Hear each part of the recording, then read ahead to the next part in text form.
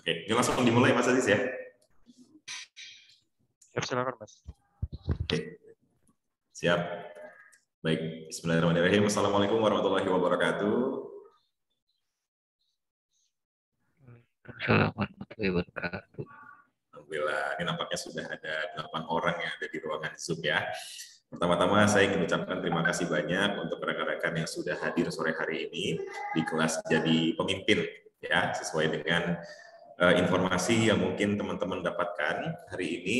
Kita nanti sama-sama akan berdiskusi terkait dengan hal-hal yang ada kaitannya dengan proses learning, pembelajaran di perusahaan maupun di dalam kehidupan sehari-hari.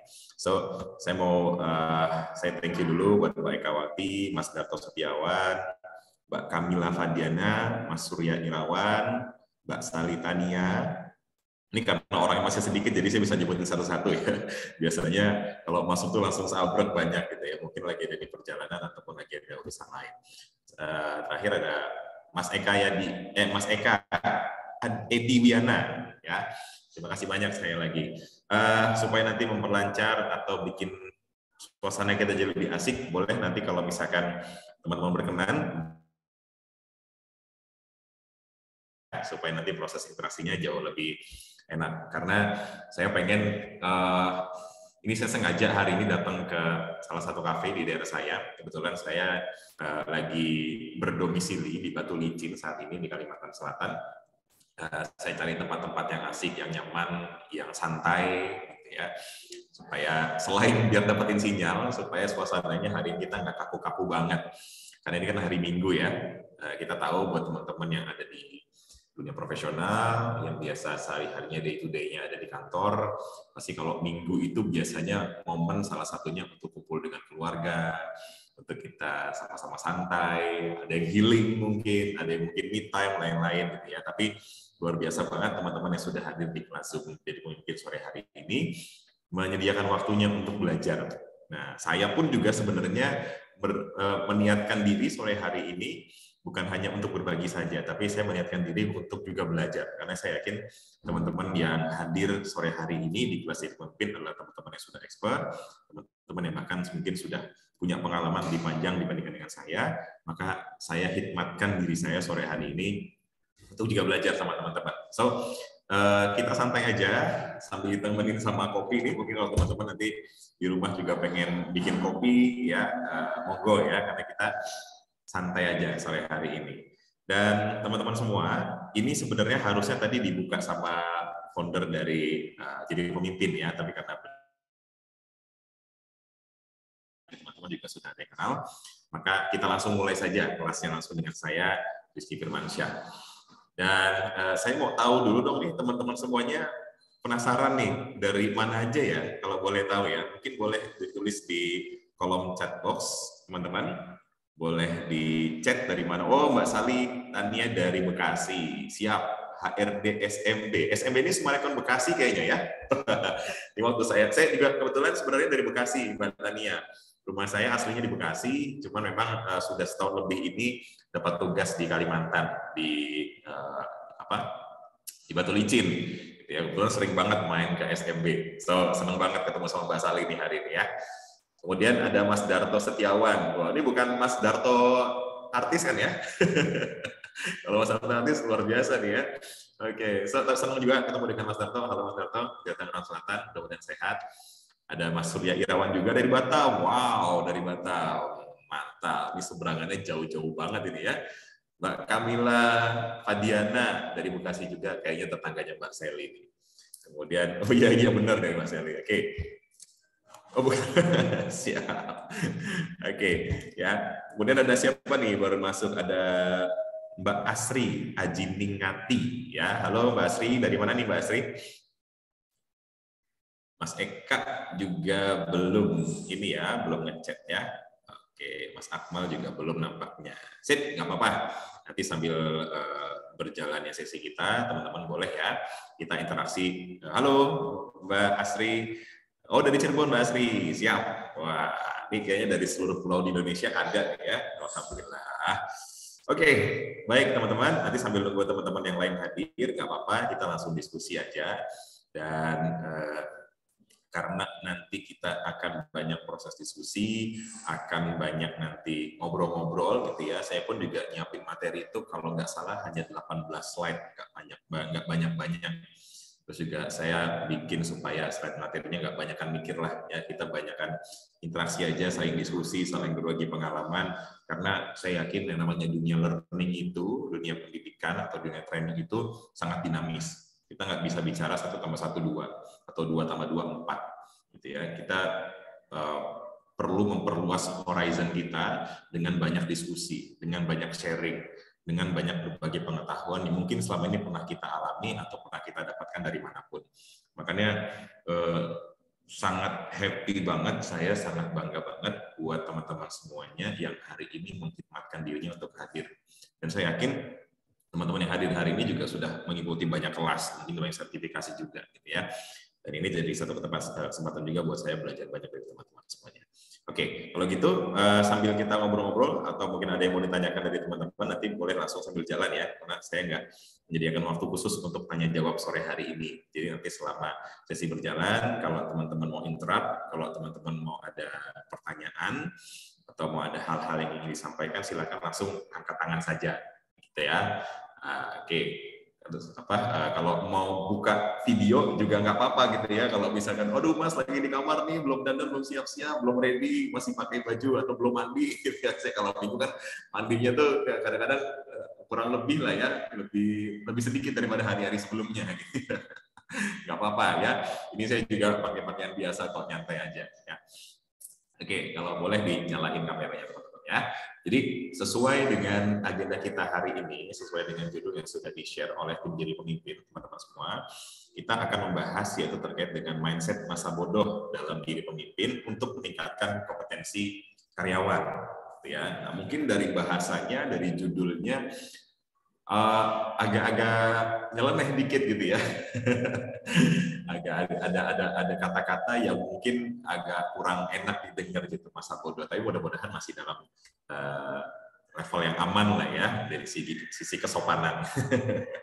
Ya, jadi kenapa sih saya akhirnya membahas ini? Sebelum saya memilih judul ini, sebenarnya ada banyak alternatif hal yang mau saya bagikan ke teman-teman semuanya, terutama ke teman-teman yang memang fokus di dunia learning gitu ya. Oh iya, sebelum kita lanjutkan teman-teman, saya pengen tahu dulu dong, selain dari lokasi di mana teman-teman tinggal, boleh nggak teman-teman sharing saat ini apa profesi yang teman-teman sedang jalani? Ya, kalau tadi Mbak Sally Tania kan sudah jelas ya, beliau adalah HRD dari Sumarekon Mall Bekasi. Mungkin kalau dari teman-teman boleh sharing supaya kita tahu nanti, jadi mengkontekskannya jauh lebih mudah, gitu ya. Karena saya nggak mau juga nanti kalau misalkan sharing itu selalu ngambil sudut pandangnya dari satu sudut pandang saja. Mudah-mudahan ada sudut pandang lain yang bisa kita bagikan, yang itu relate dengan profesi teman-teman semua. Ya, so boleh teman-teman di share saat ini apa ya aktivitasnya sehari-hari sebelum kita lanjut ke slide berikutnya. Monggo di share di kolom chat box boleh.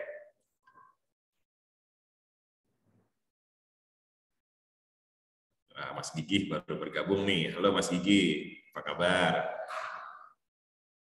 Boleh di-share mungkin Mas Darto, kemudian Mbak Asri, ya boleh di-share saat ini apa sih kesibukannya sehari-hari? Silakan. Mas Gigi yang baru bergabung boleh di-share di dalam chat box ya. Sekarang tinggal di mana, kemudian apa kesibukannya sehari-hari. Oh, Mas Darto operasional. Sip. Oke. Di perusahaan apa Mas Darto kalau boleh tahu? Open mic juga boleh kok, nggak harus chat box.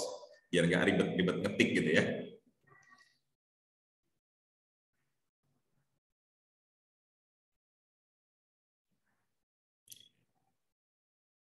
Mas Darto bagian operasional. Nah, ini yang lain ya mungkin penyusul lah ya. Oke, sip. Saya asumsikan mungkin kelas hari ini tidak hanya dihadiri oleh teman-teman yang ada di dunia learning ya. Cuman mungkin nanti sebagian besar karena background saya ada di dunia learning and development, maka nanti mungkin sebagian analogi, kemudian juga sebagian contoh-contoh itu akan banyak mengarahnya ke sana. Tapi kita coba nanti buat juga kalau ada pertanyaan-pertanyaan yang mungkin nanti teman-teman mau ajukan yang itu relate dengan posisi teman-teman saat ini atau industri teman-teman saat ini, boleh ya, boleh kita saling diskusi satu sama lain. Oke, Mas Surya, karyawan operasional di PT swasta, siap. Di perusahaan laboratorium lingkungan hidup, wah, operasional ya, sip, mantap. Oke, teman-teman, ini ada pepatah mengatakan tak kenal maka tak sayang, ya. Kalau udah ada yang kenal dengan saya, ya saya ucapkan selamat ketemu lagi, teman-teman. Kalau yang belum kenal, kita kenalan dulu sedikit gitu ya, karena nggak sopan kayaknya kalau dari tadi saya sudah nyapa teman-teman, kita sudah ngobrol, saya sudah coba menggali informasi dari teman-teman semua. Kayaknya nggak sopan kalau belum memperkenalkan diri. So, perkenalkan teman-teman semuanya. Nama saya Rizky Firmansyah. Nah, ini nama saya Rizky Firmansyah. Sehari-harinya profesi saya sebagai seorang trainer. Untuk saat ini saya fokus di dalam sebuah perusahaan di Kalimantan Selatan, Batu Licin, namanya PT John Lim Group.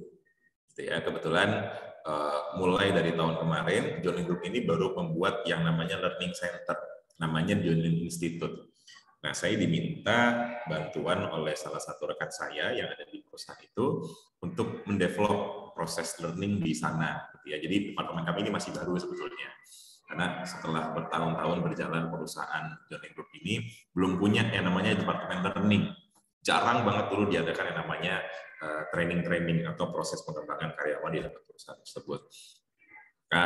Saya juga sekaligus membantu, sekaligus juga belajar untuk membantu pertumbuhan proses di John Lim Institute ini. Ya, ini sedikit background dari saya, teman-teman semuanya. Saat ini juga jadi trainer di pemimpin, jadi associate trainer, dan di John Lim juga sebagai section head di bagian training center and program development. Kemudian juga jadi trainer juga di situ, ya. Kemudian dulunya pernah juga berkarir di Corporate Innovation Asia dengan Mas Indrawan Nugroho, dengan Mas Ivan juga tentunya. Mas Aziz juga waktu itu pernah di Cias ya, dari 2017 sampai dengan 2021.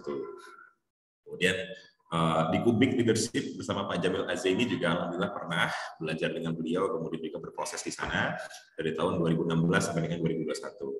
Dan salah satu sertifikasi yang saya dapatkan juga dari Tempat Trainers Guild. Ini salah satu ekosistem, salah satu komunitas, salah satu tempat belajar yang paling saya banggakan, yaitu didikannya di-lead dari Mas Dr. Indrawan Nugroho, di mana Tempat Trainers Guild ini adalah sebuah inkubasi yang difokuskan kepada para trainer atau calon trainer yang ingin mengembangkan kompetensinya dalam dunia people development, khususnya dalam menjadi trainer. Ya. Tapi kayaknya saya nggak akan terlalu banyak bicara tentang diri saya pribadi, teman-teman, karena saya tadi sudah katakan hari ini justru malah kebanyakan tentang kita nanti ya, tentang Anda semuanya, tentang kita berproses mengetahui apa sih yang ada di balik judul yang sudah teman-teman baca tadi, gitu ya. Nah, mungkin saya akan mulai dari pertanyaan dulu rekan-rekan semuanya.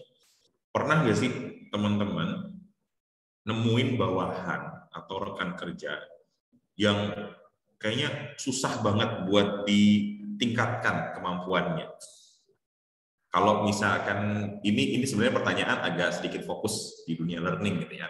Tapi kalau coba saya buat jadi lebih umum, pernah nggak teman-teman menemukan bawahan atau rekan kerja yang sulit dikasih tahu gitu ya, sulit diajarin. Misalkan ada satu teman kita nih yang ini kerjaannya nih kayaknya beberapa kali ini nggak sesuai sama standar nih, kita tahu itu, tapi udah dibilangin, udah dikasih tahu, udah diajarin, kok kayaknya susah banget gitu. Pernah nggak teman-teman ngalamin hal kayak gitu? Boleh di open mikrofonnya atau diklik di chat box, boleh sharing, silakan teman-teman. Nah, ada nggak ya? Kayaknya enakan open mic aja ya teman-teman ya. Pernah nggak sih nemuin bawahan atau rekan kerja yang susah banget buat diajarin supaya nanti kemampuannya meningkat? Yo, monggo. Kalau pernah, boleh cerita sedikit nggak pengalamannya kayak gimana? Nah kan? Mbak Sally mungkin? yang sehari-harinya ada di departemen yang ngurusin manusia. Ya, Pernah. halo, selamat sore. Halo sore, Mbak Sally. Ya, saya cerita sedikit aja ya. Gimana Jadi, kabar, Mbak? ya sehat-sehat. Sehat ya. Boleh cerita sedikit, Mbak, pengalamannya?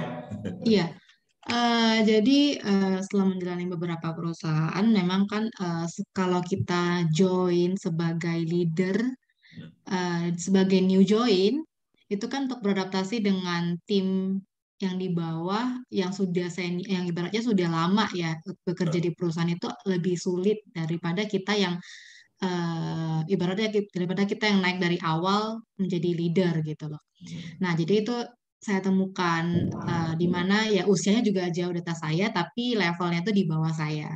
Nah, ketika kita memberikan masukan gitu, dia merasa kenapa kita itu menggurui dia gitu.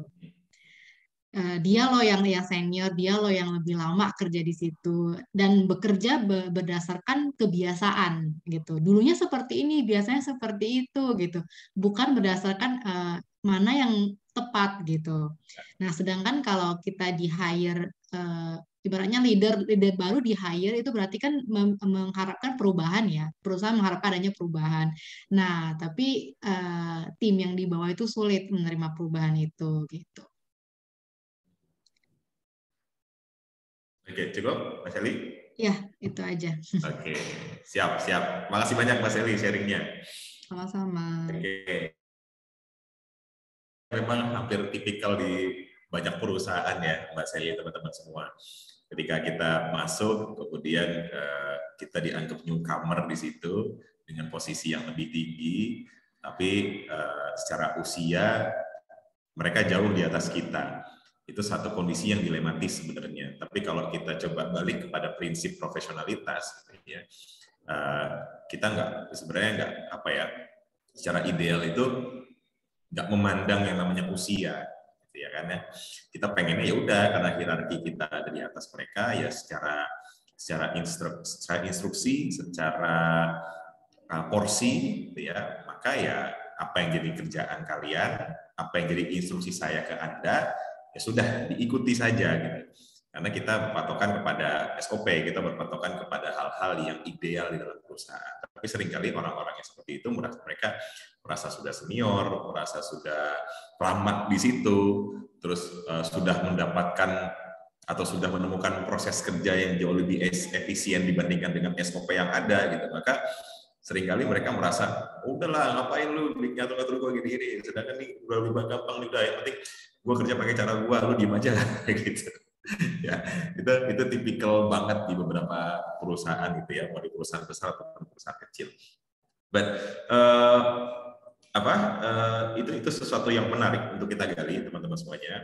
Mudah-mudahan dari diskusi nanti kita bisa dapetin satu insight gitu ya untuk nanti mencoba gitu hal-hal yang mungkin bisa dicoba nanti di lapangan gitu ya. Dan saya mau disclaim dulu di awal karena judul kita itu berkaitan dengan mindset teman-teman ya, maka memang saya fokuskan kelas hari ini kita akan bermain di mindset kebanyakan. Kenapa? Karena saya nggak mau membatasi terkait dengan caranya. Saya nggak mau membatasi terkait dengan langkah-langkahnya seperti apa. Langkah-langkahnya ada, caranya ada. Gitu. Cuman nanti saya akan share beberapa kepada teman-teman semuanya. Ya mungkin itu bisa relevan, bisa relate dengan kondisi teman-teman saat ini. Ataupun kalau misalkan nanti ada hal yang kita bisa gali, yang itu sesuatu yang baru, nanti mudah-mudahan bisa kita diskusikan sama-sama ya. So thank you sekali lagi buat Mbak Sally Tania atas sharingnya. Kemudian teman-teman yang lain mungkin ada satu lagi sebelum kita beranjak ke slide berikutnya.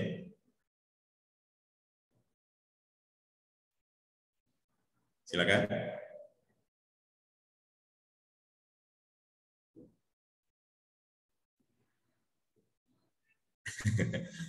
Ada, halo.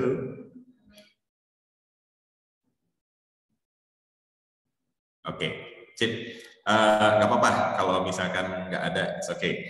Ini saya perlu beranjak ke slide berikutnya karena memang waktu kita hanya 1,5 jam, teman-teman. Mudah-mudahan kita bisa manfaatkan dengan baik, ya. Oke, mungkin kita ambil case yang tadi Mbak Sally Tania lah ya, terkait dengan ada karyawan yang sudah senior, sudah lama di perusahaan, kemudian juga usianya jauh lebih tua dari kita, posisinya tapi di bawah dari kita, tapi mereka seringkali merasa bahwa apa yang dilakukan itu sudah benar, sehingga mereka mau dikasih tahu ini susah banget. Jangankan mau ditingkatin kompetensinya, dikasih tahu aja bebel, dikasih tahu yang sesuai dengan standar perusahaan aja dia nggak mau, karena sudah merasa bahwa orang-orang ini sudah menemukan proses kerja yang jauh lebih efektif menurut dia. Oke, yang bisa jadi bagus menurut dia, tapi nggak bagus untuk faktor-faktor yang lain. Mungkin dari sisi safety, dari sisi efektivitas, gitu ya, dari sisi produktivitas dan lain-lain. Ya, sehingga ini menjadi kendala buat kita. Dan ini juga yang lagi jadi isu juga sebenarnya di perusahaan saya saat ini, teman-teman semuanya. Tim kami saat ini, saya dengan beberapa rekan saya di dunia di departemen kami itu sedang melakukan yang namanya proses job desk analysis dan juga workload analysis. Itu kita coba untuk salah satunya punya tujuan ya untuk menyamakan standar job desk di seluruh unit perusahaan kami. Kemudian juga kalau terkait dengan workload analysis itu juga kami pengen coba melihat gitu beban kerjanya person to person di dalam satu departemen itu seberat apa sih kalau dikuantifikasikan gitu ya.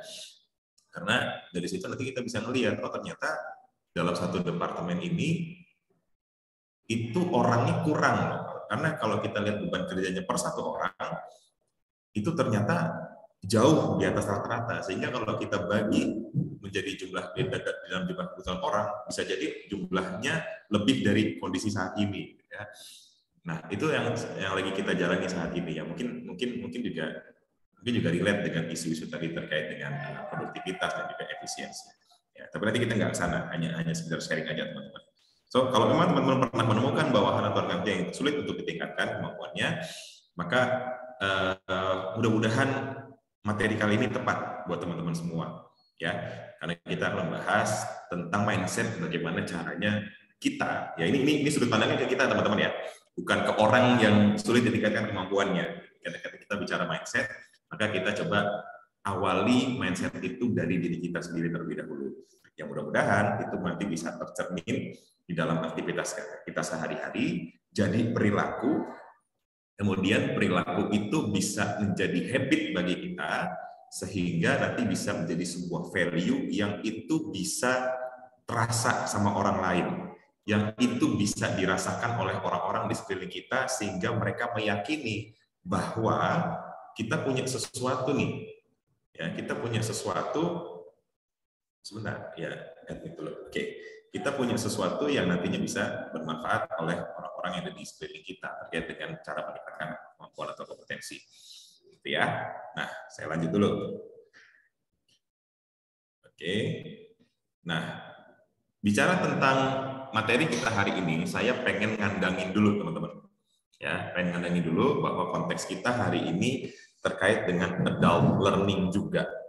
Ya, mindset masa bodoh dalam diri pemimpin untuk meningkatkan kompetensi karyawan itu saya pengen kandangin ya di dalam konteks kita, yaitu tentang adult learning, itu pembelajaran manusia dewasa. Ya, kalau kita bicara learning, kalau kita bicara pembelajaran itu kan sangat luas teman-teman. Dari mulai manusia itu lahir sampai dengan manusia itu tutup usia, pasti kesehariannya akan diliputi oleh proses-proses pembelajaran. Tapi kan semua ada fasenya. Ada fase-fase belajar ketika usia sekian, itu dinamakan apa, usia sekian dinamakan apa. Tapi kita tidak berbicara tentang pembelajaran anak usia dini ya. Kita berbicara tentang adult learning atau pembelajaran manusia dewasa. Nah, kenapa saya kontekskan demikian? Supaya kita nggak lari kemana-mana nanti. Supaya kita fokus pada pembahasan kita kali ini, karena supaya relate dengan aktivitas kita sehari-hari, supaya pas dengan profesi teman-teman semuanya yang saat ini ada di dunia profesional, gitu ya. Maka kita kandangin di sini ya terkait dengan adult learning. Nah, kalau kita bicara adult learning, maka kita nggak akan jauh dari yang namanya andragogi, teman-teman. Ada dua istilah di sini, yaitu pedagogi dan andragogi. Ya, pedagogi itu adalah satu istilah yang mengacu kepada pembelajaran manusia muda, ya bisa dikatakan anak-anak, ya itu pedagogi. Tapi kalau bicara andragogi, itu adalah pembelajaran-pembelajaran yang ada kaitannya dengan manusia dewasa, istilahnya itu.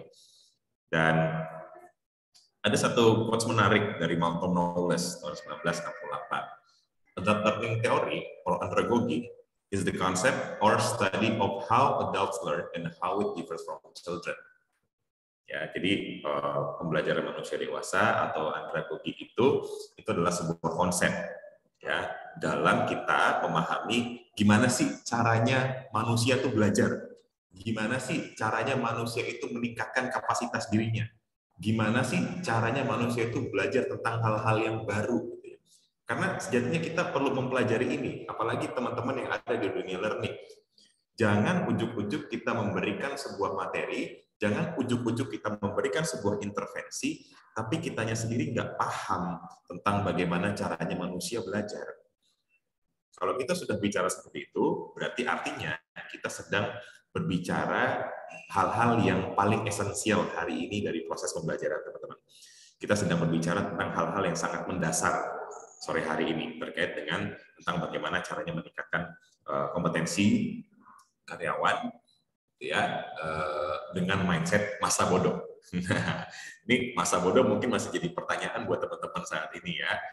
Belum saya buka maksudnya apa, tapi mungkin sudah mulai teman-teman sudah mulai kebayang nih, ya, masa bodoh tuh kayak gimana sih, Mas Rizky? Ya. Oke, ini tenang aja. Nah, kembali ke dalam pernyataan dari Malcolm Knowles ini, teman-teman semuanya. Kalau kita bicara tentang adult learning atau pembelajaran manusia dewasa, tentunya berbeda dengan pembelajaran yang akan kita berikan kepada anak-anak. Intervensinya berbeda, caranya berbeda, kemudian juga flow-nya pun juga berbeda, setting lingkungannya pun juga berbeda. Ya, tapi sebelum kita nanti masuk ke dalam cara-cara, kita perlu ajak dulu nih sama mindset-nya, sama prinsipnya. Ya, karena saya punya keyakinan kalau kita melakukan sesuatu tanpa kita awali dengan memahami prinsip, ya, maka nanti akan kesulitan kita dalam melakukan caranya. Tapi kalau kita memahami prinsip terlebih dahulu, baru kita, ya, melakukan cara, itu insya Allah akan jauh lebih mudah nanti. Ketika kita menemui suatu kendala, maka kita kembali ke prinsip awal. Gampangnya seperti itu. Gampangnya kayak gini deh, teman-teman. Pernah nggak teman-teman ketemu dengan di jalanan gitu ya, ada ibu-ibu pakai daster, ya, dia bawa motor, nggak pakai helm, udah gitu mau belok kanan tapi ngesen kiri. Pernah ketemu nggak kayak gitu, teman-teman? Kayaknya sebagian besar dari kita pernah ketemu ya kayak gitu ya, teman-teman ya. Nah, pertanyaan saya, ibu-ibu itu bisa nggak naik motor, teman-teman? Bisa bawa motor nggak? Secara teknis, saya yakin ibu itu bisa bawa motor.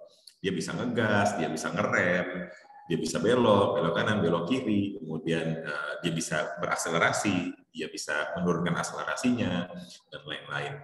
Tapi secara prinsip, dia nggak tahu tentang tata cara bagaimana menaiki kendaraan atau sepeda motor. Gitu ya. Apa prinsipnya? Ya kalau kita bicara prinsip keamanan, harus pakai helm, harus pakai pelindung keselamatan, gitu ya. Kalau misalkan kita tahu bahwa lampu sein itu gunanya secara prinsip adalah untuk memberitahu kepada pengendara lain kalau kita mau belok ke satu arah, gitu ya, maka dia harus menggunakan itu dengan semestinya. Gitu. Tapi karena ibu ini nggak tahu prinsip, hanya tahu teknisnya saja, maka itu akan berbahaya di kemudian hari. Kita nggak tahu namanya ketika misalkan lagi di jalan raya, dia belok kiri tapi ngesen kanan, tapi di arah yang di belakangnya dia ada kendaraan lain ngebut, yang dia jadi bingung, ini mau kanan apa mau kiri nih. Akhirnya karena nggak bisa menurunkan kecepatan, akhirnya jadi celaka. Yang paling parahnya lagi malah nyalahin orang lain, gitu ya. Itulah pentingnya, teman-teman, kita perlu ajak dulu dengan mindset atau prinsip hari ini, gitu ya. Oke, nah berangkat dari teori tersebut, kita langsung saja masuk ke dalam prinsip-prinsip terlebih dahulu. Sesuai dengan tadi yang saya katakan, sebelum kita tahu caranya, sebelum kita menggali tentang bagaimana caranya kita meningkatkan kemampuan karyawan melalui mindset masa bodoh tadi, maka ada 3 prinsip dari adult learning, ya, yang perlu kita pahami teman-teman semuanya. Tapi sebelum kita masuk sampai dengan slide ini, apakah ada pertanyaan teman-teman? Yang baru masuk, selamat datang ya teman-teman ya. Nah, ini agak miss informasinya sedikit, nggak apa-apa. Nanti kita diskusi sama-sama. Sampai sini ada pertanyaan, teman-teman? Aman? Lanjut? Kalau lanjut, boleh kasih tanda jempolnya. Kalau mungkin ada pertanyaan, boleh langsung open mic ataupun di kolom chat ya. Oke, nampaknya nggak ada pertanyaan, kita langsung saja teman-teman ya. Sekali lagi kalau ada pertanyaan, kalau ada hal-hal yang ingin disampaikan, langsung aja raise hand, kasih tanda jempol atau apapun lah ya, teman-teman kasih sign untuk supaya saya tahu gitu ya, bahwa teman-teman ingin atau proses diskusi.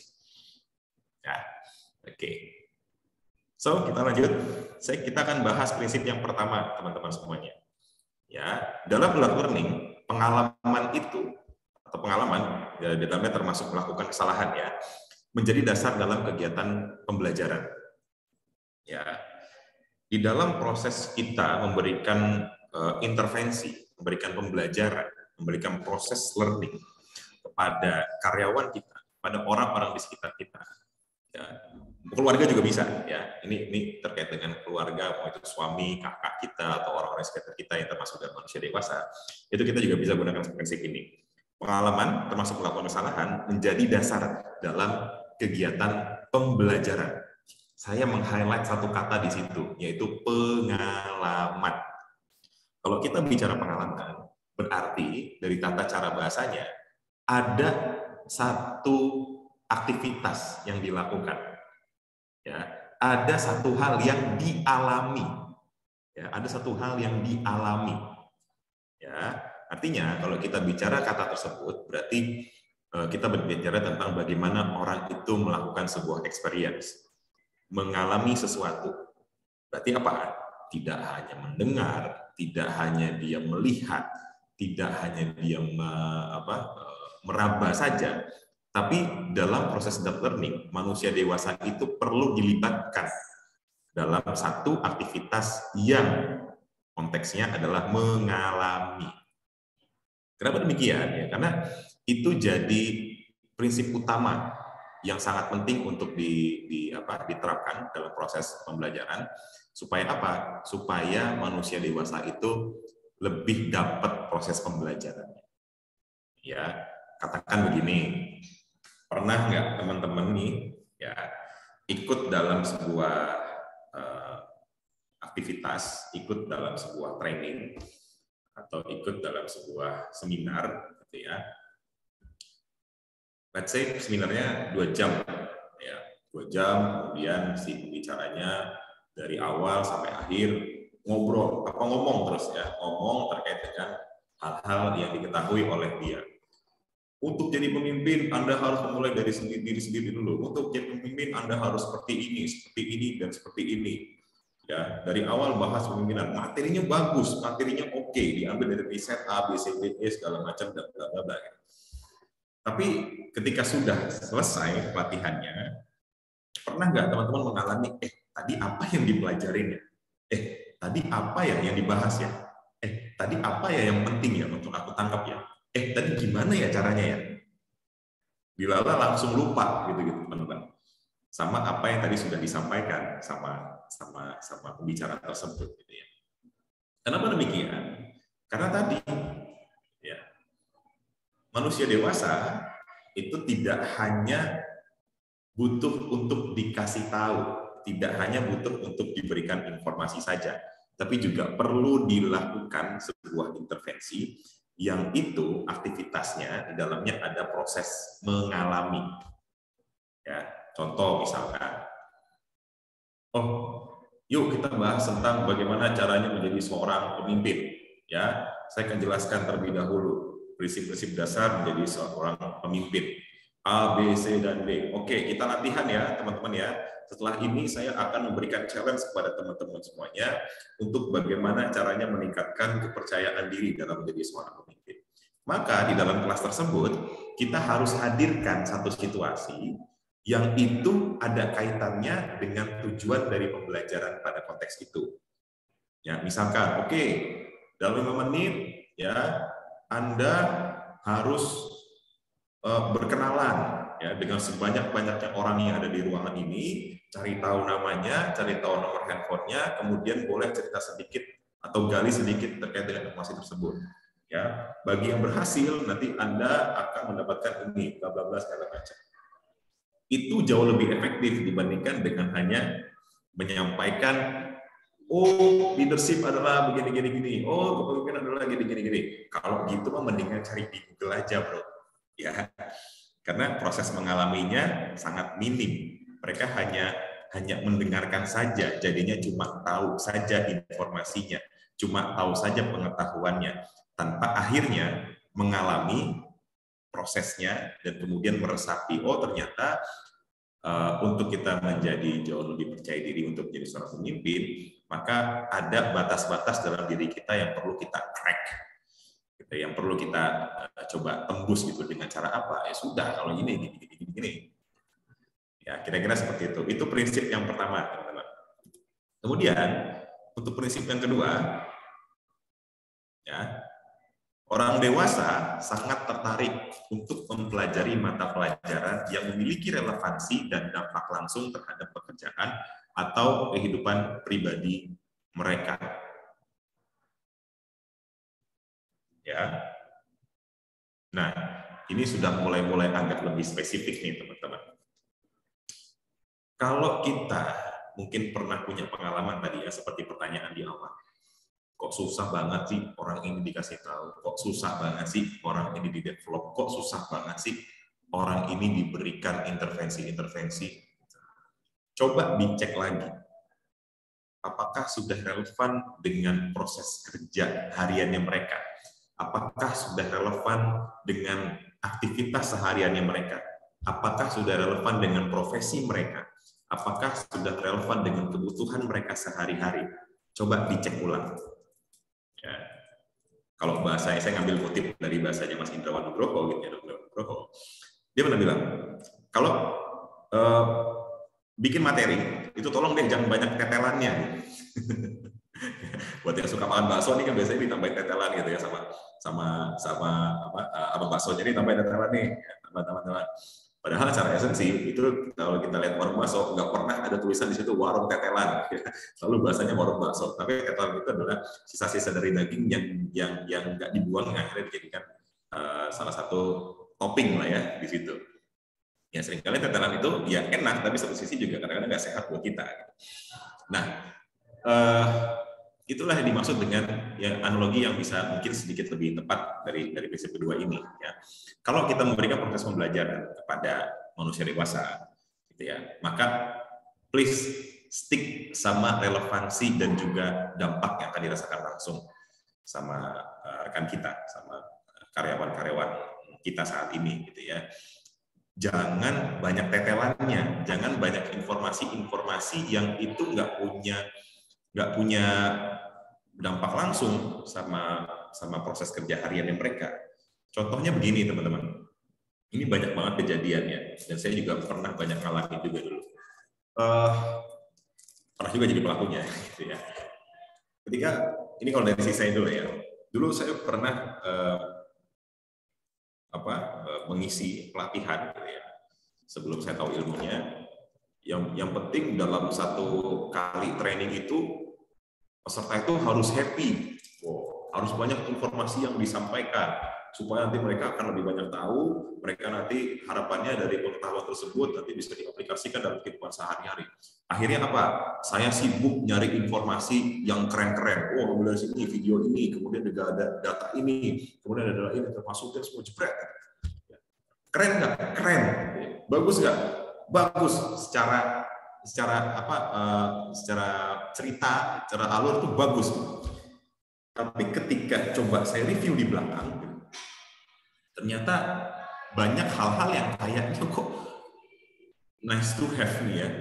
Cuma bagus aja secara visual, cuma bagus aja secara materi gitu. Tapi ternyata relevansinya terhadap peserta itu lebih sedikit, gitu ya. Akhirnya apa?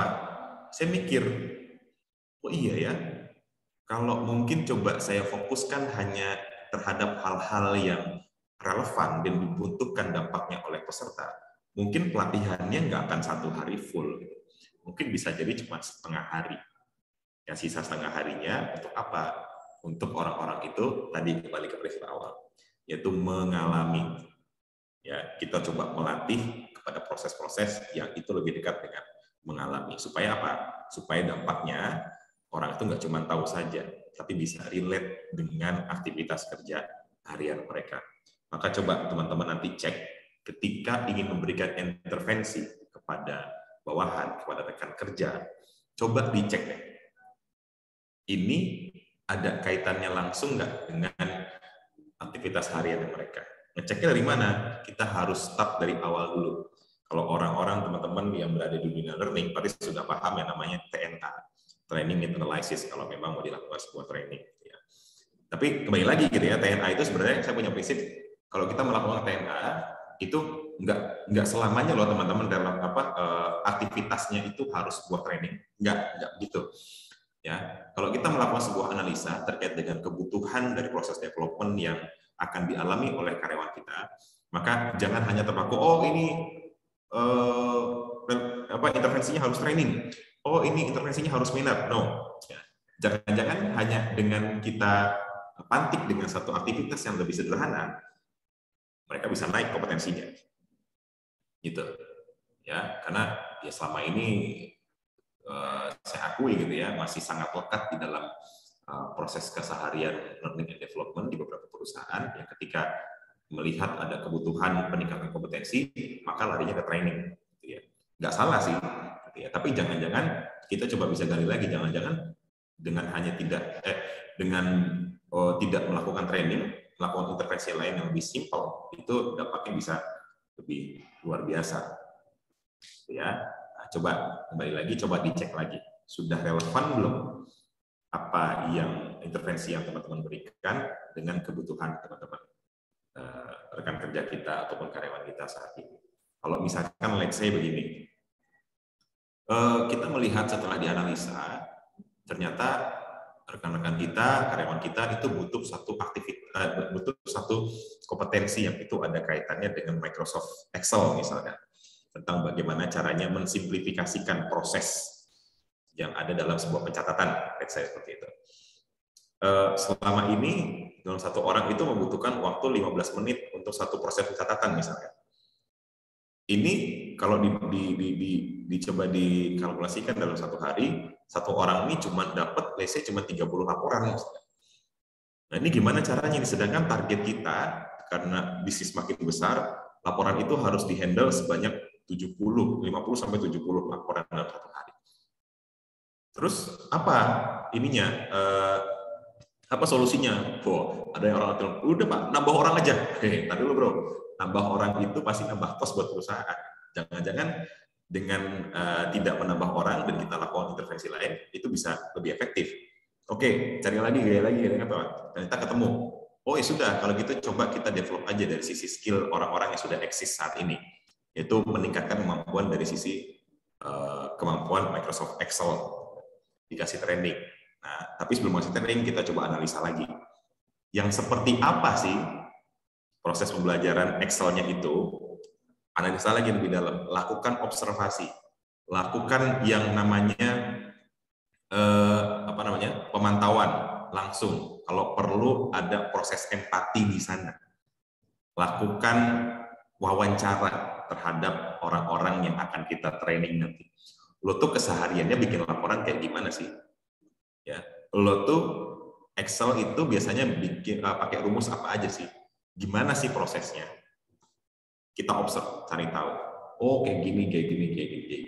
Ini set, oke, kita dapetin datanya, kemudian sudah, oke. Yang mereka butuhkan hanyalah dalam percepatan dari sisi ini. Ya sudah, langsung aja kasih di situ. Jadi ketika proses learning-nya, ya udah, nggak perlu banyak bertele-tele lagi, nggak perlu banyak tetelan-tetelan lagi, fokus aja sama apa yang mereka butuhkan. Top. Ternyata setelah dikasih itu, tercapai. Yang tadinya satu laporan tuh mereka butuh 15 menit, ternyata saat ini let's say cuma 7 menit aja mereka sudah bisa selesai. Ya, nah itu terkait dengan prinsip kedua, harus memiliki relevansi dan dampak langsung terhadap pekerjaan atau kehidupan pribadi mereka. Ya, beranjak kepada prinsip yang ketiga, teman-teman, bahwa pembelajaran orang dewasa berpusat pada masalah daripada berorientasi pada konten. Ya, belajar orang dewasa berpusat pada masalah daripada berorientasi pada konten. Itulah kenapa kalau teman-teman saat ini yang di dunia learning gitu ya, sering banget dengar tren yang namanya on the job training. Ya, yang dengar yang namanya pelatihan yang dijalankan selama masa proses kerja mereka sehari-hari. Oh, tapi kan itu jadi ganggu Pak, proses kerja bla bla bla segala macam. Yes, betul. Tapi justru disitulah titik poinnya, teman-teman. Saya saat ini ketika memberikan pelatihan kepada karyawan-karyawan, saya lebih senang malah justru udah ngasih pembekalan informasi di awal aja sedikit. Habis itu kasih challenge. Kasih challenge mau weekly kah, mau monthly kah, yang jelas selama proses itu ada assignment yang mereka lakukan. Ada tantangan yang mereka lakukan. Ada hal-hal yang perlu mereka selesaikan. Kita create masalahnya. Ya, supaya apa? Supaya mereka terpacu untuk menyelesaikan masalah tersebut, dan tanpa mereka sadari dari masalah yang mereka coba selesaikan itu, mereka akan belajar banyak hal di sana. Daripada kita cuma fokus sama konten materinya saja, daripada kita fokus hanya pada konten informasinya saja. Lebih baik, come on, let's create the problems. Coba create problemnya seperti apa, biarkanlah mereka untuk menyelesaikan masalahnya.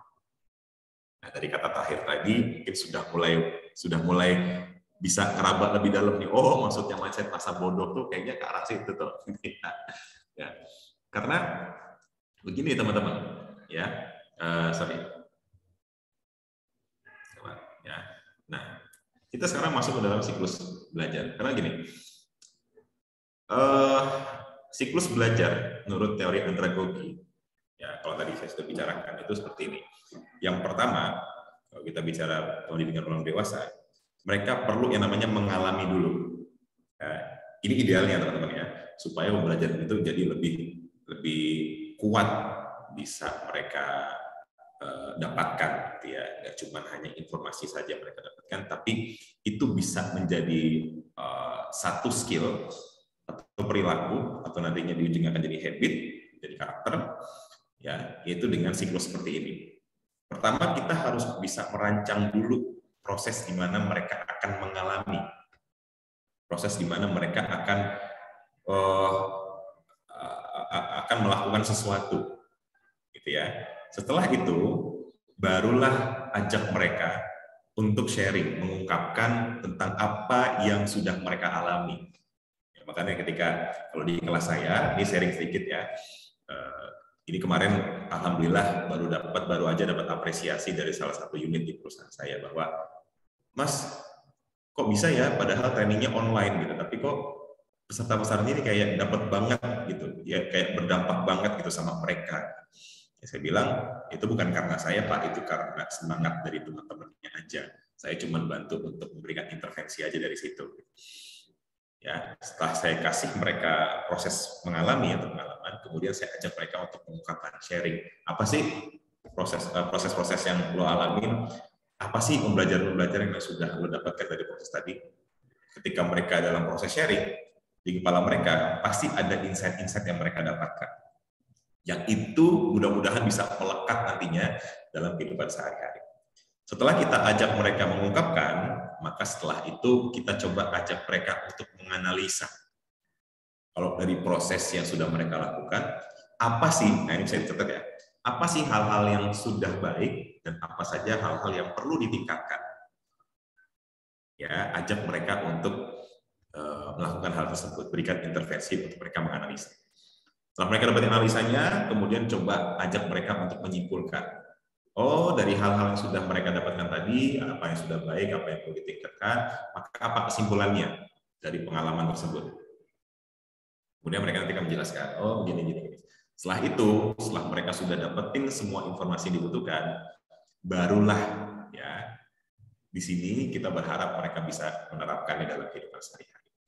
Tapi satu prinsip yang saya selalu lakukan dalam proses learning, kita bisa berusaha, kita bisa melakukan, kita bisa memberikan intervensi apapun, tapi terkait dengan hati, ya, ataupun terkait dengan bagaimana orang itu bergerak, itu sudah urusannya dia dengan yang di atas. Ya, maka kita nggak perlu terlalu insecure. Wah, ini orang kemarin udah gua kasih gini, nggak berubah gitu. Jangan-jangan mereka berubahnya tidak pada hari itu. Jangan-jangan mereka bisa berubahnya sebulan kemudian, 3 bulan kemudian. Mereka mungkin pada saat itu bisa merasa bahwa informasi yang didapatkan itu mereka lupa. Tapi bisa jadi bukan lupa. Ya, bisa jadi memang belum waktunya saja mereka disadarkan oleh informasi yang kita berikan. Mereka belum disadarkan oleh aktivitas atau proses learning yang kita berikan ya, pada hari itu. Maka kalau kita sudah berikhtiar, langkah berikutnya adalah kita coba serahkan pada yang di atas, yang maha membolak-balikan hati manusia. Kita teman-teman ya. Jadi ini adalah siklus belajar andragogi. Sampai sini dulu, ada pertanyaan nggak teman-teman semuanya sebelum saya lanjut? Monggo.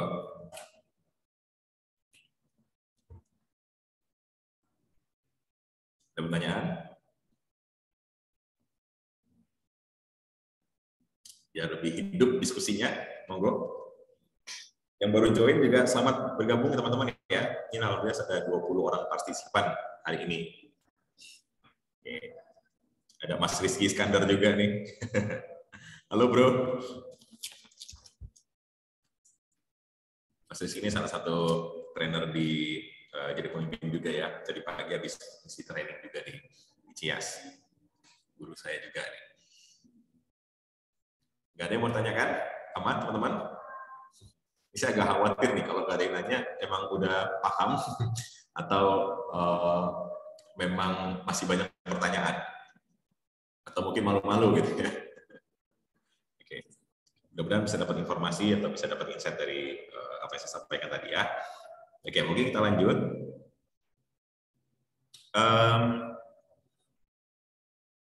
Dari siklus belajar tadi, kita ketahui andragogi, ya, teman-teman semuanya. Maka hal berikutnya yang mau saya share pada teman-teman adalah satu buah quotes dari Carl Rogers. The purpose of adult education is to help them to learn, not to teach them all you know and thus stop them from learning. Maksudnya apa? Apa maksud dari quotes ini? Coba teman-teman jawab.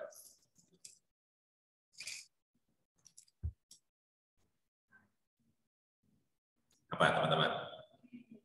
Maksud dari quotes ini apa? Mbak Sally mungkin? Atau Mbak Ruth Melani ini, temannya Mbak Sally juga kayaknya dari SMP. Ada 3 orang di sini kayaknya ya, dari SMP ya. Silakan, ada yang punya pendapat terkait dengan quotes ini?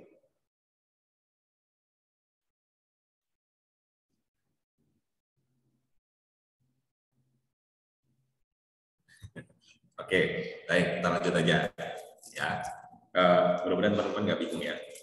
Jadi tujuan dari sebuah proses adult learning, ya, atau adult education atau pendidikan orang dewasa, adalah kita untuk membantu mereka untuk belajar, bukan untuk mengajari mereka tentang hal-hal yang kita ketahui. Ini yang sering mispersepsi. Ya, ini yang sering terjadi mungkin dalam kehidupan kita sehari-hari. Wah, Pak Seri ini, bahwa manfaat dari pembelajaran pendidikan yang dewasa adalah untuk membantu mereka belajar, bukan mengajari mereka apa yang kita tahu. Yes, ya. Ini relate dengan prinsip-prinsip sebelumnya, teman-teman. Ini yang sering kejadian, ya. Dan ini juga hal yang pada akhirnya sangat saya hindari begitu saya terjun lebih banyak untuk membantu proses pembelajaran di dalam perusahaan yang saat ini sedang apa ya, sedang saya apa ya, ya di dalam perusahaan saya saat ini lah ya, ke perusahaan saya maksudnya, di dalam kantor saya, gampangnya gitu. Seringkali kita punya anggapan terhadap diri sendiri, teman-teman. Kalau kita orang learning, kalau kita trainer, kalau kita katakanlah people developer, gitu ya, maka kita harus sesempurna mungkin dari sisi looks dan dari sisi knowledge. Itu yang pada akhirnya saya rasa, menurut saya pribadi, jadi mispersepsi di situ. Kenapa demikian? Ya. Ini mungkin cuma asumsi saya, teman-teman ya. Kadang-kadang kalau kita, wow, gue trainer, maka gue harus begini, tampilan gue harus seperti ini, cara makers gue harus seperti ini, bla bla segala macam. Kemudian pengetahuan harus ketahui adalah gini, bla bla segala macam. Sehingga apa? Sehingga itu membuat kita jadi sudut pandangnya ya udah ke diri sendiri aja. Bagaimana caranya kita memaksimalkan potensi diri sendiri, kemudian untuk bisa tampil lebih baik di hadapan orang lain. It's definitely nggak salah, teman-teman. Ya, nggak ada yang salah dengan itu. Tapi akan jadi salah ketika kita hanya fokus pada diri kita. Sedangkan kita nggak fokus terhadap siapa yang akan kita bantu ya, untuk ditingkatkan kompetensi. Ya, kalau kita fokusnya hanya pada diri sendiri, meningkatkan kompetensi sendiri, ya hanya fokus di situ saja, akan khawatirnya jadi salah. Karena kita hadir adalah untuk membantu orang lain. Ya. Maka di samping kita perlu fokus dengan meningkatkan kapasitas diri dan juga membuat diri kita bisa masuk ya ke dalam komunitas sehari-hari, maka juga kita tidak hanya perlu fokus dalam meningkatkan diri, tapi juga fokus pada tentang bagaimana bisa kita memberikan intervensi yang tepat kepada orang-orang atau manusia-manusia dewasa ini. Ya, jadi daripada kita kasih tahu semua yang kita tahu, lebih baik kita pelajarin gimana sih cara orang ini belajar, gimana sih cara manusia ini belajar. Kalau kita sudah tahu caranya, apa yang dibutuhkan, kita sudah berempati, baru setelah itu kita berikan apa yang mereka butuhkan. Dibandingkan kita hanya memberitahu semua yang kita tahu, yang itu belum tentu pas. Ya, gambaran sederhananya gini. Kadang-kadang ada teman yang curhat gitu ya sama kita. Aduh, gue ada masalah nih, gimana nih gue nggak bisa ngerjain ini, bos minta gini. Sedangkan kalau misalkan gue kerjain sekarang, gue cuma punya waktu kayak sekian, dan itu gue harus pecahkan masalahnya kayak gini. Nah, belum selesai orang itu cerita, atau kita belum nangkepin betul masalahnya di mana, seringkali kita sudah terpancing untuk memberikan solusi. Oh, gini aja bro, lo bagusnya pakai cara ini aja, ini bagus banget nih, gue pernah alami ini, bla bla bla segala macam. Nah, ternyata pas diaplikasikan, zong, ya, ternyata pas diaplikasikan nggak relevan, gitu. Idenya bagus, sesuatu yang disampaikan bagus, tapi belum tentu match dengan kebutuhan orang tersebut, gitu ya. Jadi kalau menurut Carl Rogers, the purpose of adult education is to help them to learn, ya, untuk belajar, ya, bukan untuk mengajari mereka tentang apa yang kita ketahui. Oke, nah, mudah-mudahan nangkep dari sini, teman-teman ya. Nah, ini sudah mulai lebih mengerucut, teman-teman. Pada dasarnya manusia bisa belajar sendiri secara mandiri. That's why kenapa saya bikin judul namanya mindset masa bodoh. Oh, berarti kalau mindset masa bodoh, kalau orang itu sudah kita kasih intervensi, kalau orang itu pengen belajar, kita biarin aja dong, Pak. Kira-kira gitu nggak, teman-teman? Ya, udah Pak, kalau misalkan dari prinsip-prinsip tadi, dari penjelasan terkait dengan andragogi, dan kalau pada dasarnya manusia itu bisa belajar sendiri secara mandiri, berarti kalau misalkan kita sebagai orang yang di dunia people development, atau kita pengen bantu orang lain di sekeliling kita, keluarga kita, rekan kita, atau karyawan kita bertumbuh, Berarti kita biarin aja dong Pak.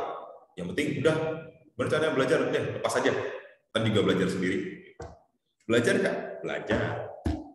Tapi belajarnya belum tentu relevan. Kembali lagi. Ya. Sekarang bayangkan gini. Teman-teman pernah ingat nggak? Mudah-mudahan ada yang ingat ya.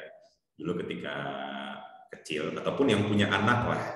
Yang punya anak yang mengalami prosesnya dari mulai mengandung sampai melahirkan, terus melihat pertumbuhannya usia 1, 2, 3 dan seterusnya gitu ya.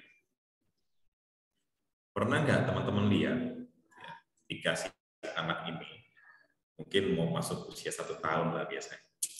Ya. Kemudian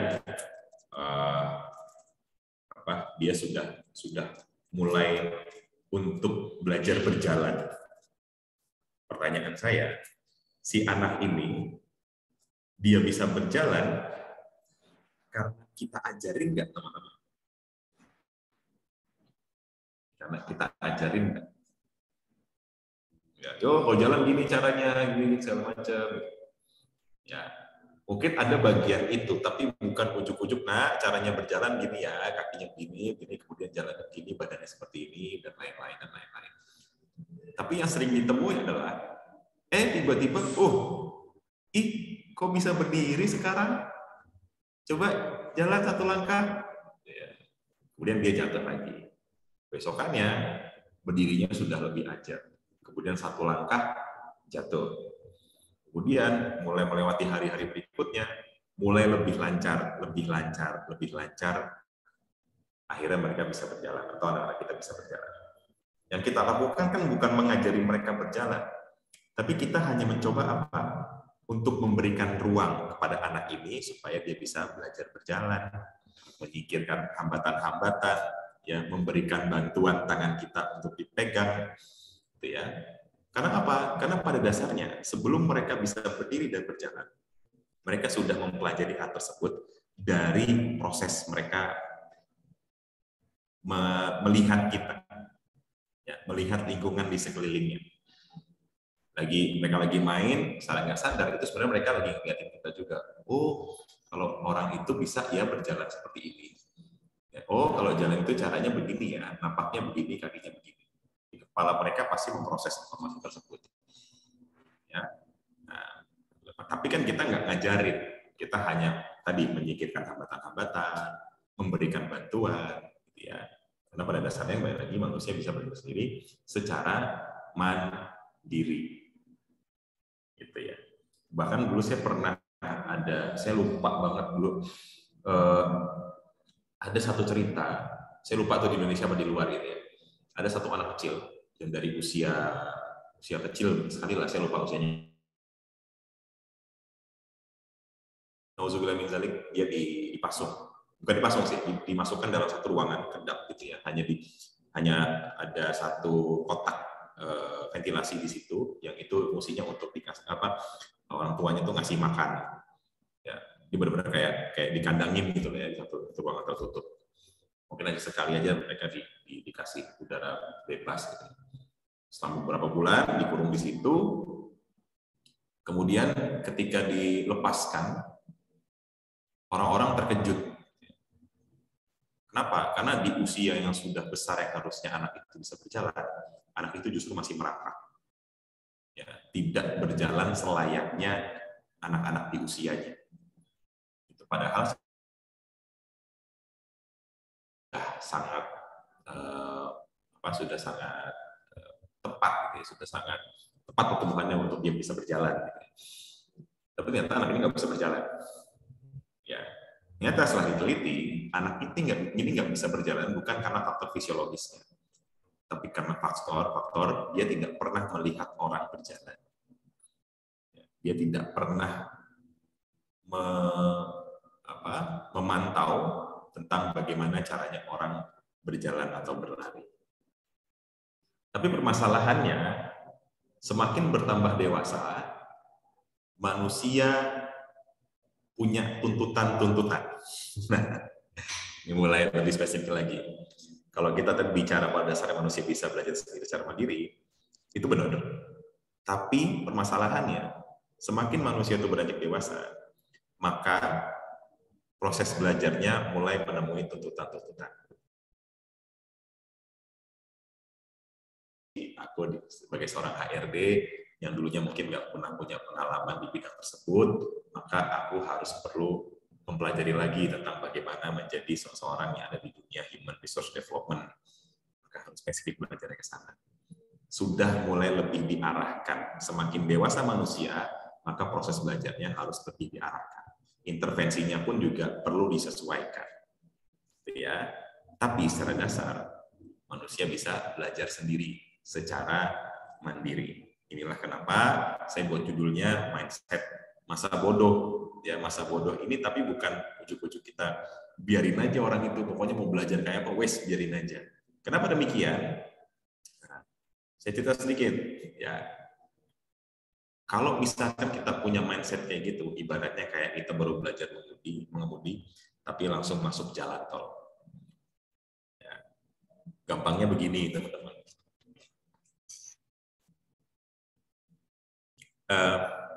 Misalkan saya seseorang yang punya usaha biro mengemudi, ya, latihan mengemudi misalkan. Saya yang sebagai mentornya. Kemudian Anda datang ke saya, belum punya driving license, belum punya pengalaman mengemudi sama sekali, datang pengen diajari caranya nyetir mobil. Nah, oke. Saya siapkan mobilnya, kita masuk ke mobil, Anda langsung pegang setir, yuk kita langsung masuk jalan tol. Kira-kira gimana, teman-teman? Kira-kira gimana kalau kayak gitu? Baru belajar mobil, belum pegang SIM, baru aja pegang setir mobil, saya langsung ajak belajar di jalan tol. Tepat nggak kira-kira?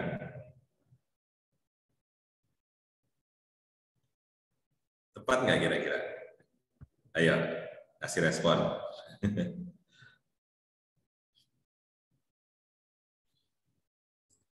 Ya, tentu kurang tepat, betul, Mas Surya Irawan. Ya, iya, kita perlu melihat juga kemampuan dari orang tersebut, ya, dari Anda gitu ya, sebagai tidak tepat dan berbahaya ke SIP. Ya, nah, tentu tidak tepat karena kita juga perlu melihat gitu kemampuan orang. Ini orang ini bisa pas nggak ya dikasih intervensi ini? Jangan-jangan nanti bisa membahayakan dirinya sendiri. Ya kalau misalkan kita langsung masuk ke jalan tol, ya tentu resikonya sangat besar. Gitu ya. Sangat mungkin kita akan mengalami sesuatu yang tidak kita inginkan kalau kita belajar dengan intervensi yang tidak tepat. Maka perlu gimana? Ya hal yang perlu kita lakukan kalau dengan orang-orang yang belum punya pengalaman mengemudi, ya kita kenali dulu apa yang dia kemudikan. Ya ini sebuah kendaraan, ya spesifikasinya ini, fiturnya ada ini dan ini, prinsip memegang setir seperti ini, cara memindahkan gigi seperti ini. Kita berikan informasi satu persatu secara perlahan dan ajak mereka mengalami itu terlebih dahulu, baru kita ajak mereka untuk injek gas. Itu pun juga kita setting dulu lingkungannya. Cari ruang terbuka yang aman dari segala hambatan. Kemudian juga kita coba latih dulu dengan kecepatan sekian, dengan belokan yang tidak terlalu tajam, dan seterusnya. Ya, nah ini nyambung dengan tadi teman-teman. Oh, kalau misalkan kita masa bodoh ya udah dong Pak. Ini orang mau jadi trainer misalkan, ya orang mau jadi trainer, terus saya mau ajarin dia Pak untuk jadi trainer langsung, biar dia hebat langsung aja. Besok ada kelas kan Pak di sini, biar langsung dia yang ngajar. Oh, gila lah, yang diajarin itu senior manajer semua, yang notabene pengalamannya sudah jauh lebih banyak gitu ya. Orang ini belum apa-apa langsung dimasukkan situ. Jebret. Tepat nggak kira-kira? Mungkin akan sangat tidak tepat. Ya.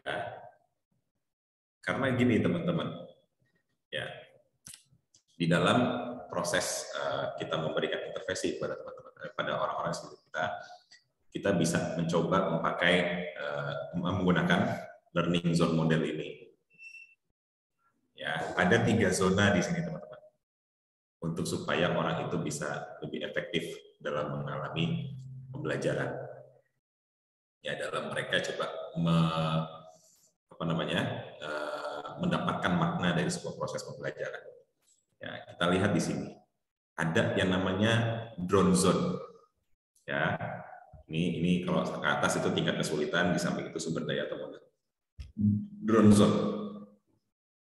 Drone zone ini adalah sebuah istilah di mana tingkat kesulitannya, itu rendah, tapi sumber dayanya tinggi. Maka orang itu akan tidak signifikan nanti ya, apa yang didapatkan selama proses pembelajaran. Ya, orang itu jadi cuma ibaratnya gini gampangnya. Misalkan teman-teman di dunia learning gitu ya, ini kembali lagi ke analogi saya karena saya tidak mencoba untuk masuk ke dalam analogi lain yang di luar dari field saya saat ini karena takut nanti keliru. Gitu ya. Saya terima gitu ada karyawan baru yang dia sudah pernah punya pengalaman sebagai seorang trainer. Ya. Maka saya pengen develop dia supaya jauh lebih oke lagi. Maka kalau kita lihat pengalaman dia sudah banyak mengajar, sudah banyak berdiri di depan kelas, maka ketika kita mau develop dia, ya otomatis jangan ke arah pembelajaran-pembelajaran yang dia pernah alami sebelumnya, atau pembelajaran-pembelajaran yang tingkat kesulitannya nggak jauh lebih sulit dari apa yang pernah mereka alami. Ya, artinya apa? Nggak challenging buat mereka. Kembali lagi ke prinsip yang tadi.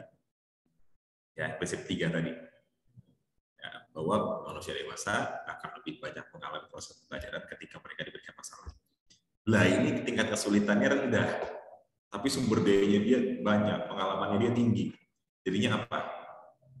Ya, cuma sedikit yang dipelajari atau mungkin bahkan nggak ada dipelajari sama sekali.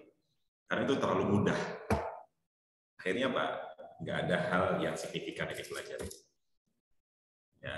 Kemudian ada anxiety zone, di mana ketika kita ingin mendevelop orang lain, kita ingin memberikan intervensi pada orang lain, tingkat kesulitannya tinggi, tapi sumber dayanya dia sangat rendah.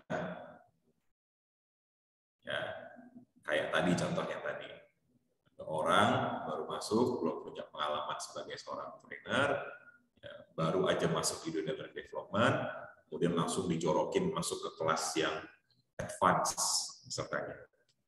Secara tingkat kesulitan tinggi, ya, sumber daya rendah. Akhirnya apa? Ya, yang tadinya kita berharap, oh ini orang kan belajar banyak ini. Bisa jadi pada proses itu dia justru malah makin insecure, malah makin ciut nyalinya. Bukannya belajar, tapi malah makin nggak percaya diri. Aduh, susah banget nih, banyak banget pertanyaan-pertanyaan yang bisa aku jawab, aduh susah banget ini handle-nya bla segala macam.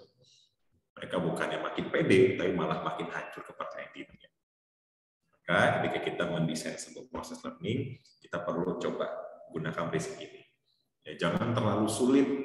Ya, kalau jangan terlalu sulit ketika kita melihat sumber daya mereka rendah. Tapi yang paling tepat adalah kita sesuaikan antara tingkat kesulitan dan sumber dayanya mereka. Kita analisa dulu sumber daya mereka saat ini seperti apa, mereka ada di level apa saat ini, kemudian kita setting intervensinya. Yang mana kita perlu menggunakan rumus ini, teman-teman. Yaitu rumus dalam memberikan intervensi itu adalah N+1. N itu apa? N itu adalah kondisi saat ini. +1. +1 itu apa? Kita harus memberikan tingkat kesulitan ya, kita harus meningkatkan level dari kemampuannya saat ini satu tingkat di atasnya. Ya, kalau misalkan ini trainer nih biasanya sering isinya untuk level-level officer, ya, level-level bawah, di mana secara notabene, secara knowledge, secara background itu mungkin masih di bawah lah ya, sehingga dia pede, kalau misi pos itu wah aman namanya officer. Maka kita perlu kasih rumus ini N+1. Kalau kita niatkan dia untuk bisa meningkat kompetensinya, yuk besok coba kasih pengalaman, kasih intervensi di mana dia perlu mengajar untuk level yang lebih tinggi. Let's say level supervisor misalnya. Sanggup nggak? Aduh, masih ragu-ragu Pak. Kalau lihat dari historimu, oh ini udah pede, aku kasih tantangan lagi satu level berikutnya. Silakan siap-siap. Terus gimana Pak? Nanti kalau ada salah, wis nggak apa-apa ya. Biar nanti kalau ada problem, aku yang tanggung jawab. Ya, kasih psychological safety juga buat mereka. Ya. Nanti kalau begini nggak apa-apa, wis coba dulu aja. Nah, baru setelah ini bolehlah pakai istilah tadi, cemplungin. Ya, karena apa? Karena kita sudah menganalisa sumber daya mereka dan juga tingkat kesulitan yang kita berikan. Makanya kita bisa masa bodoh. Masa bodoh bukan ujuk-ujuk lempar aja, tapi masa bodoh ini adalah kita perlu ketahui dulu sumber daya mereka dan juga tingkat kesulitan mereka dalam proses pembelajaran. Ya, sama dengan kalau kita mau kasih intervensi ke anak kita juga, atau ke keluarga kita, atau ke istri atau suami kita. Kalau kita pengen mereka mau belajar sesuatu, maka coba kasih tingkatan level intervensi yang setingkat lebih tinggi dari kondisinya mereka saat ini. Ya, itu teman-teman. Dan ini juga bisa berlaku ya buat berbagai macam profesi teman-teman ya. Ya cuma dalam prosesi pembelajaran profesi pembelajaran saja, profesi di learning and development saja. Jadi itu bisa berlaku di dalam kita coba untuk mendidik atau memberikan intervensi kepada rekan-rekan kita, karyawan kita, ataupun orang-orang di sekeliling kita. Ya, itu rumusnya N+1. Ya, sekali lagi, jadi kita bukan hanya masa bodoh, melempar dia, wis cemplungin aja, biar dia berenang sendiri, biar dia rasain gimana caranya tenggelam, enggak. Tapi kita sudah bangun pondasinya dulu. Ya, dengan memahami rumus yang tadi. Learning zone model dan juga, rumus yang ini dan juga ini. The Learning Zone Model oleh O'Connor di tahun 2001. Ya. Nah, terakhir tapi Mbak Ekawati baru masuk ya. Ada sebuah quotes dari Joseph Joubert Essayist. Ya, ini udah lama banget. Ya.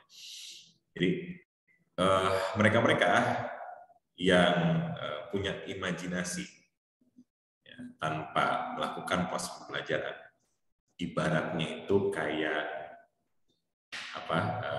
kayak kita terbang, ya kayak mereka tuh punya, ya mereka bisa terbang, dan mereka nggak bisa berpijak ke daratan. Maksudnya apa? Mereka bisa ngawang-ngawang, tapi belum tentu mereka bisa mengejawantahkannya ke dalam perilaku sehari-hari. Ya, orang-orang yang cuma bisa membayangkan saja, orang-orang yang hanya bisa memikirkan tentang bagaimana caranya kita bisa melakukan proses pembelajaran tanpa memikirkan bagaimana orang itu bisa belajar, itu ibaratnya cuma bisa terbang aja di angkasa, tanpa bisa membuktikan apa yang selama ini mereka mereka inginkan. Gitu ya. Kira-kira seperti itu, teman-teman, sharing hari ini. Sampai sini ada pertanyaan? Monggo, diskusi.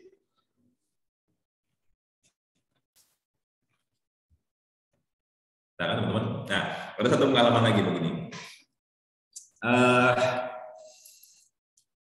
Misalkan ya, ini nggak terlalu spesifik ke saya deh. Kalau misalkan kita mau kasih pembelajaran sama orang lain gitu ya. Misalkan kita pengen ada nih orang-orang ini bisa punya kemampuan kemampuan dalam memberikan pelajaran lah, sharing pembelajaran. Nah, kemudian ada 10 orang di sini yang kita calonkan supaya mereka nanti bisa mempunyai skill memberikan pembelajaran kepada karyawan yang lain. TFT lah, berarti TFT. Nah, dari konteks pembahasan kita hari ini, saya justru malah lebih memilih dibandingkan saya menyampaikan apa-apa yang ada kaitannya dengan bagaimana caranya menjadi seorang pembicara, seorang mentor atau trainer di situ, maka lebih baik saya coba setting lingkungannya dengan cara, oke, saya cari nih di mana ada satu kelas yang itu sedang diadakan sebuah training yang dilakukan oleh senior trainer di situ. Dah saya ajak aja mereka 10 orang yang masuk dalam situ, mereka ngerasain proses pembelajarannya, mereka ikut dalam prosesnya secara keseluruhan. Setelah itu besoknya baru saya tanya, saya ajak mereka diskusi, apa yang Anda alami, ya proses apa yang Anda alami di sana, apa pembelajaran yang Anda dapatkan, kemudian hal-hal penting apa yang Anda resapi dari proses kemarin. Ya, itu akan jauh lebih efektif dibandingkan saya 1 hari full hanya menyampaikan tentang bagaimana caranya menjadi seorang pembicara di depan umum. Ya, kira-kira gambaran seperti itu, teman-teman. Ya, jadi sekali lagi, mindset masa bodoh itu bukan kita ujuk-ujuk nyemplungin orang-orang di sekitar kita untuk belajar langsung tanpa pembekalan, ya, tapi kita juga perlu menganalisa dulu, membekali dulu di awal dengan sebuah informasi dan kemudian memberikan psychological safety pada mereka untuk mereka bisa lebih yakin bahwa dengan aku melakukan ini, aku bisa walaupun sedikit menantang, tapi juga satu sisi aku juga aman karena ada yang menjamin diriku ketika aku salah. Ya, jadi mindset masa bodoh ini bisa teman-teman terapkan dalam kehidupan sehari-hari dalam proses pembelajaran pada orang lain supaya mudah-mudahan bisa lebih meningkatkan kapasitas karyawan, rekan kerja atau orang-orang di dalam proses aktivitas kita sehari-hari. Kira-kira seperti itu teman-teman. Ada pertanyaan mungkin? Kalau tidak mungkin bisa ya boleh. Nih ada feedback ya, ada link feedback yang sudah diberikan oleh Mas Aziz ya untuk bisa mendapatkan e-sertifikat dan materi. Silakan isi link berikut ini ya, bit.ly/feedback 19 Juni 2022, bisa di-scan juga ya. Oke, ini juga beberapa kelas yang sudah ini kelas yang nantinya akan berjalan ya setelah ini Mas Aziz ya. Nah, ini Mas Rizky juga nih, Mas Rizky Iskandar nih. Nah, ini beliau kayaknya ada di sini juga. Oke, ini juga nanti ada Mas Fadli juga. Tanggal 26 Juni ya. Oh, ini lebih dulu dari Mas Rizky berarti tadi.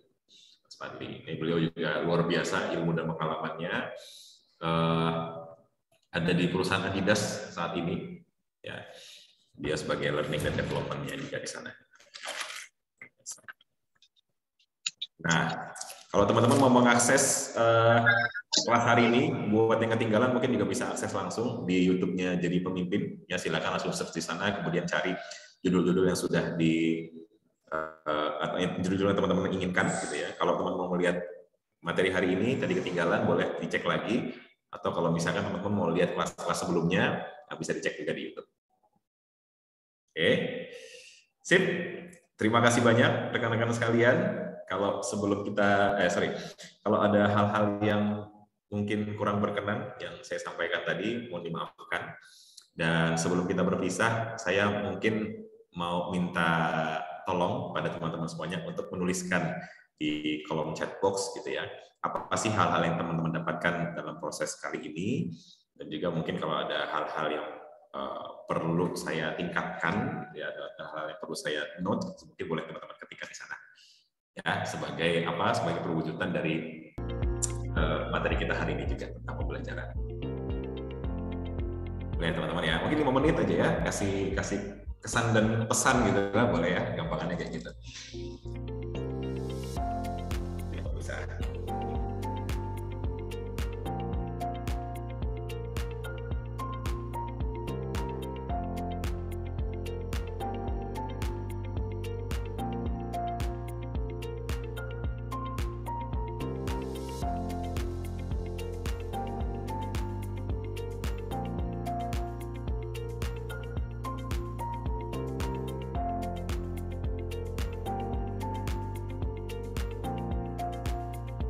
Silakan teman-teman memberikan insight hari ini di kolom chat ya.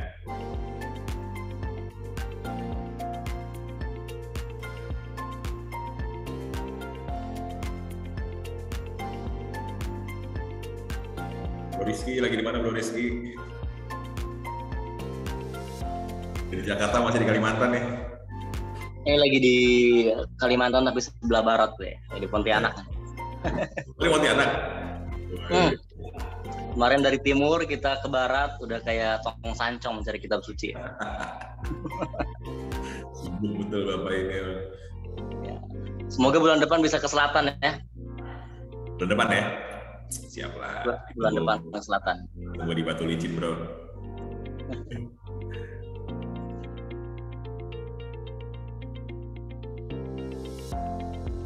Oke, thank you Mbak Sally. Materi ini berkaitan bagaimana cara melakukan coaching. Oke.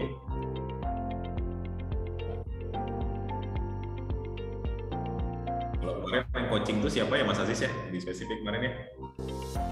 Di kelasnya Mas Ivan. Bisa lihat rekan-rekannya di YouTube, rekan-rekan. Oh iya, kalau mau lebih dalam mengetahui tentang coaching itu bisa cek di YouTube-nya jadi mungkin.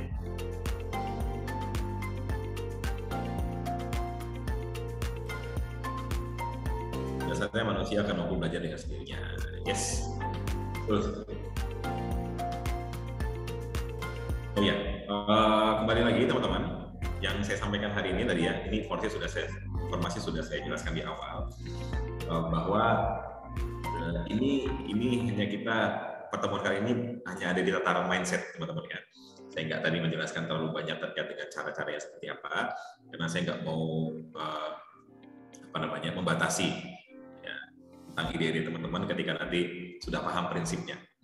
Ya, bisa jadi apa? Bisa jadi cara yang saya lakukan tidak relevan dengan apa yang teman-teman alami di dalam proses sehari-hari teman-teman semuanya.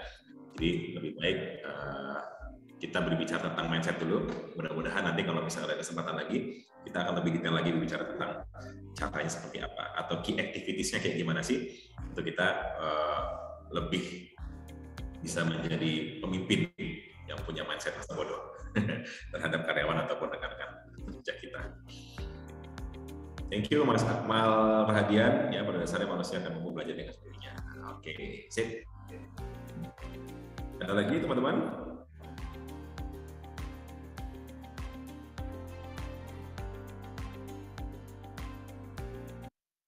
Oke, kalau memang sudah tidak ada, kita mungkin foto bersama dulu Mas Aziz ya.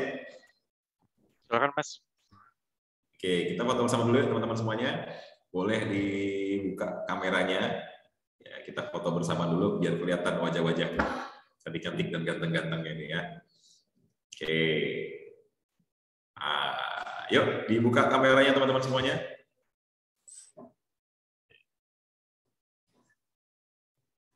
Oke, mantap. Sip. Wah, Mas Ade Rizky masih di kantor kayaknya nih. Minggu-minggu. Kalendernya salah cetak, Pak. Hitam semua nih tanggal.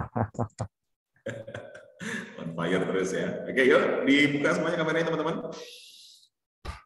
Kita foto bersama dulu ya buat kenang-kenangan. Saya kenang-kenangan. Mas Aziz, mohon dibantu Mas. Oke, 3, 2, 1. Oke. Oke. Sekali lagi ya, pakai gaya ya. Mas. Oke, 3. Langsung, Mas. Oke, 3, 2, 1. Oke, sip. Thank you sekali lagi teman-teman semuanya. Terima kasih banyak. Mudah-mudahan sehat semua dan lancar buat aktivitasnya hari ini. Sehat semua buat diri masing-masing, buat keluarga dan juga orang-orang tercinta ya.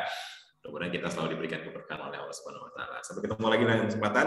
Wabillahi taufiq wal hidayah. Assalamualaikum warahmatullahi wabarakatuh. Waalaikumsalam. Waalaikumsalam warahmatullahi wabarakatuh. Terima kasih Mas.